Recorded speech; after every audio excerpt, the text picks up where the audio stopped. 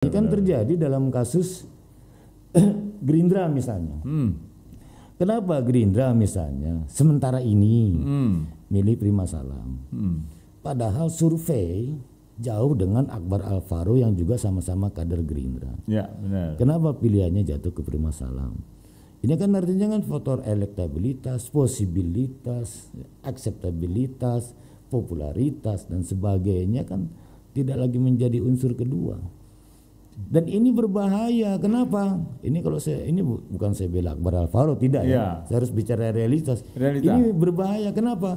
Karena ini tidak mewakili kedaulatan esensi yang tadi dimiliki rakyat gitu. Yang diberikan rakyat ke partai politik. Kan ukurannya kan itu tadi, popularitas, elektabilitas, akseptabilitas. Itulah esensi kedaulatan murni. Yang asli tapi bukan yang dilukis-lukis atau apa.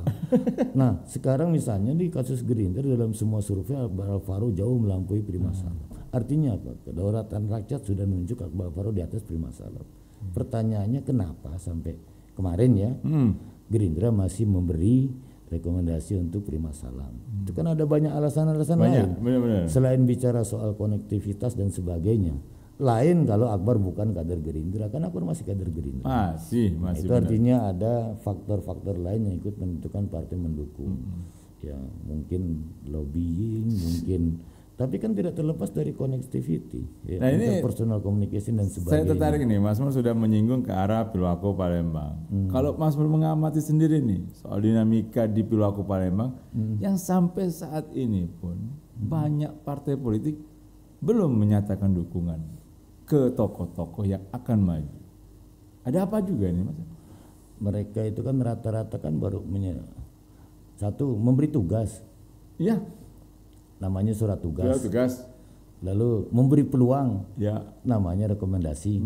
Tapi kan belum kepastian. Namanya B1 KWK. Ya. Semua baru pada tataran tahap kedua. Nah, kalau ditanya kenapa? Ya karena satu memang tanggal 27 masih lama, kedua dinamika komunikasi dari kandidat-kandidat yang ini lumayan kencang itu sirkulasinya ya para LO ini ya saya nggak mau nyebut broker ya. Kenapa mereka layak disebut LO? Mereka kan mewakili kandidat melakukan komunikasi, nanti ditemenin kandidat supaya dapat rekomendasi minimal, syukur-syukur bisa langsung dapat B1 KWK. Ya, masalahnya adalah para LO ini ketika datang ke DPP mereka bawa selling point kandidatnya tidak. Yang terjadi fenomenanya kan bawa isi tas pasti aman. Nah itu kan rusak nanti. Seperti apa sih Mas menggunakan jasa LO lah kita dalam kutip tadi dalam memburu partai politik yang lainnya? Seefektif apa?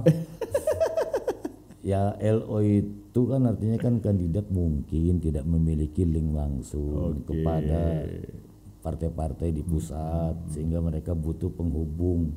Itulah yang kenapa mereka saya sebut liaison officer LO itu bukan broker ya. Bukan broker. Kayak pasar saham disebut broker. LO lah kawan-kawan kita juga itu biar keren sebutannya LO. Ya tapi yang pertanyaannya LO ini ketika datang sekedar bawa tas, kapabilitas, atau memang menyertakan selling point yang lain. Karena komunikasi politik menentukan yang membuat partai mengusung kandidat kan cuma tidak sekedar nih kami siap dengan budget sekian baik untuk persiapan maupun saat peperangan dan sebagainya. Nah sekarang kalau memang perangan DPP boleh nanya kan, bukan cuma sekedar persiapan akomodasi. Emang calon lu layak dijual? Kayak gitu, dijual ke masyarakat. Apa alasannya?